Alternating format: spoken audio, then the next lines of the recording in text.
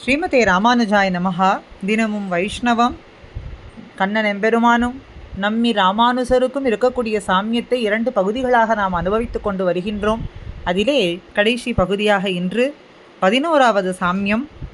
குதிரை வடிவம் கொண்டு மகா பயங்கரனாக வந்த கேசி அப்படிங்கிற அசுரனை கண்ணன் எம்பெருமான் தொலைத்தான். அதுபோல நம் ஆச்சாரியாரும் இந்திரியானி ஹயானாகுஹு அப்படின்னு உபனிஷத்தினுடைய வாக்கியத்தின்படி குதிரைகளாக சொல்லப்பட்ட இந்திரியங்களினுடைய வலியை அடக்கி ஜிஜேந்திரியராய் வெற்றி வாகை சூடினவராய் காமாதிதோஷகரமாத்ம பதாஸ்ரிதானாம் என்று யதிராஜ விம்சத்தியிலே நம்முடைய பெரிய ஷீயர் காட்டினபடிக்கும் மதகதனைர் ந கிளிஷ்யந்தே எதீவர சம்ஸ்ரயாகா என்று சொல்லும்படிக்கு வாழ்ந்து வந்தார்.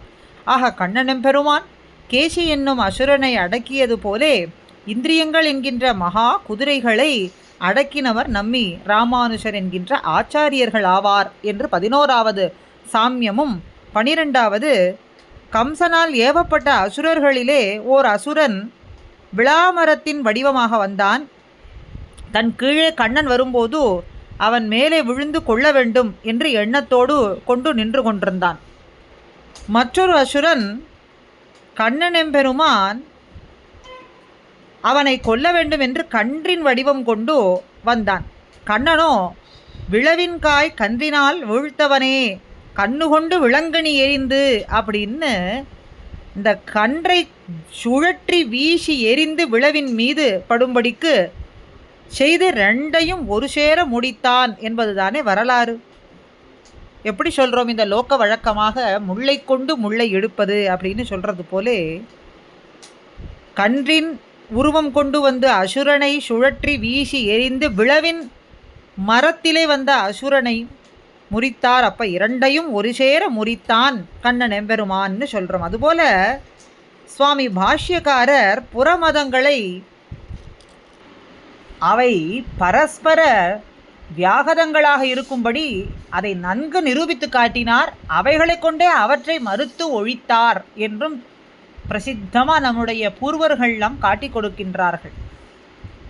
கன்றினுடைய அசுரனை கொண்டே அசுரனை முடித்தவன் என்று சொல்கிறது போலே புறமதங்களை கண்டிக்கக்கூடிய இடத்திலே அவைகளை கொண்டே அவை மறுத்தொழித்தார் அப்படின்னு 12வது சாமியமும் சொல்லி 13வது சாமியமாக இடையர்கள் வழக்கப்படி இந்திரனுக்கு பூஜை செய்ய பல பல வண்டிகளால் சாறு தயிர் காய்கறிகள் இதையெல்லாம் சேகரிப்பதைக் கண்டு கண்ணன்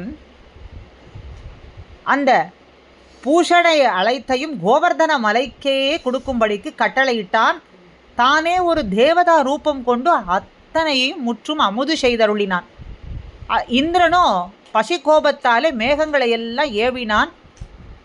கடுமையாக குரூரமாக கல்மழையை 7 நாள் பெய்விக்கும்படிக்கு பண்ணினான். அதனால் யாருக்கும் எந்த ஒரு தீங்கும் நேராதபடிக்கு கண்ணன் அந்த கோவர்தன மலையையே குடையாக எடுத்து பிடித்து நின்றான் அப்படிங்கிறது பிரசித்தமான கதை. ஆழ்வார்கள் பாசுரங்களிலும் இந்த எம்பெருமானுடைய சேட்டிதத்தை பலபடியாக நமக்கு காட்டி கொடுக்கிறார்கள். தேவதாந்திரத்துக்கு வழிபாடு செய்வதை பொறுக்காத தன்மையும் அந்த வழிபாடுகளை எல்லாம் தானே ஏற்றுக்கொள்ளக்கூடிய தன்மையும் அதனாலே எதிரி என்ன தீங்கு செய்ய நினைத்தாலும் அதுக்கு பிரதியாக தீங்கிழைக்க நினையாத ஒரு பெருந்தன்மை, தன்னை அடுத்தவர்களை தானே ரட்சித்து கொண்டு நிற்கிற விஷயங்கள் இப்படியெல்லாம் நமக்கு கண்ணனிடத்திலிருந்து நமக்கு கிடைக்கின்றது. அப்படித்தான் மறந்தும் புறந்தொழா மாந்தர் என்று இருக்கக்கூடிய ஆச்சாரியர்கள் தேவதாந்திர பஜனத்தை சின்ன அளவு கூட சகிக்க மாட்டார்கள், சிறிது கூட சகிக்க மாட்டார்கள். அவர்கள் எப்பொழுதும் எம்பெருமான் ஒருவனுக்கே ஆட்பட்டவர்களாக இருப்பார்கள். தன்னை அண்டினவர்களையும் அப்படியே இருக்க வேண்டும் என்றும் அபேட்சிப்பார்கள். திருவில்லா தேவரை தேரையல் மின் தேவு என்று நமக்கு துணிந்து உபதேசம் பண்ணுவார்கள்.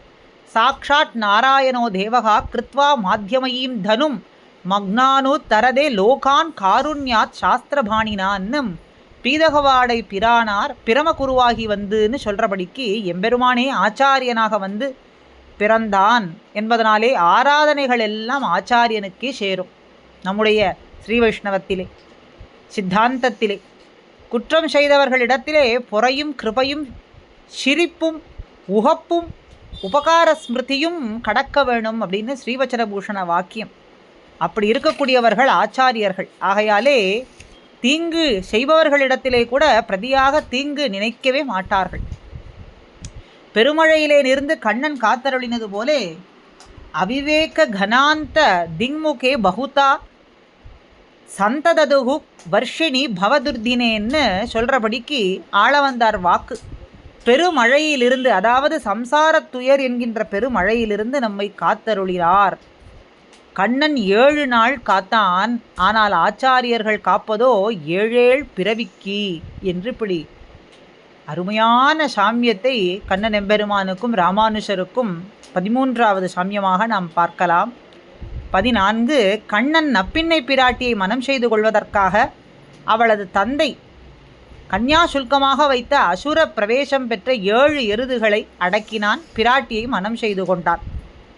நம் பரமாச்சாரியர்களும் 8 இழையாய் 3 சரடாய் இருப்பதொரு மங்களசூத்திரம் போலே திருமந்திரம்னு முமுட்சுப்படி வாக்கியத்தின் படிக்கு திருமந்திரம் என்கின்ற திருமாங்கல்யத்தை சேத்தனர்களுக்கு கட்டி விவாகம் நடத்துகைக்கு அங்கமாக காமம், குரோதம், லோபம், மோகம், மதம், ஆச்சரியம், அசூயை என்கின்ற 7 எருதுகளையும் தொலைத்து அருளி நமக்கு ரட்சிக்கின்றார்கள் அப்படின்னு இப்படி 14வது சாமியமும் 15 கண்ணன் 2 மல்லர்களை மடித்தது போலே ஆச்சாரியர்கள் நீர்நுமை என்றிவை வேர்முதல் மாய்த்துன்னு சொல்கிறபடிக்கு ஆழ்வார் வாக்கு. அகங்கார மமக்காரங்களை அடியே அறுத்தவர்கள்.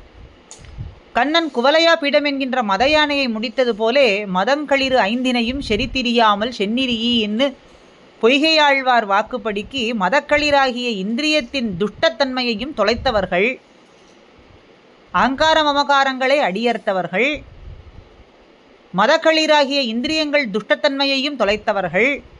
கண்ணன் மாலாக்காரர் திருமாளிகைக்கு எழுந்தருளி அவர் தந்த பூவை பெற்று உகந்தது போலே நம் ஆச்சாரியர்கள் அஹிம்சா பிரதமம் புஷ்பம் புஷ்பமிந்திரிய நிகிரகா சர்வபூத தயா புஷ்பம் ஷமா புஷ்பம் விசேஷதா ஞானம் புஷ்பம் தவஹா புஷ்பம் தியானம் புஷ்பம் ததைவச்ச வாத்தியம் அஷ்டவிதம் புஷ்பம் விஷ்ணோஹோ பிரீத்திகரம் பவேத்துன்னு இப்படி 80 பூவையும் சிஷ்யர்களிடத்திலே செழித்து வளர காணப்பெறுவார்கள் அப்படின்னு இப்படி அஹிம்சா புஷ்பம், நிகிரக புஷ்பம், தயா புஷ்பம், ஷமா புஷ்பம், ஞான புஷ்பம், தியான புஷ்பம், சத்தியம் அஷ்டவிதம்னு இப்படி சத்தியம் புஷ்பம்னு இப்படி 8 விதமான புஷ்பங்களை தாமும் கொண்டு சிஷ்யர்களிடத்திலேயும் செழித்து வளர செய்பவர்கள் நம் ஆச்சாரியர்கள் அப்படின்னு சொல்கிறோம்.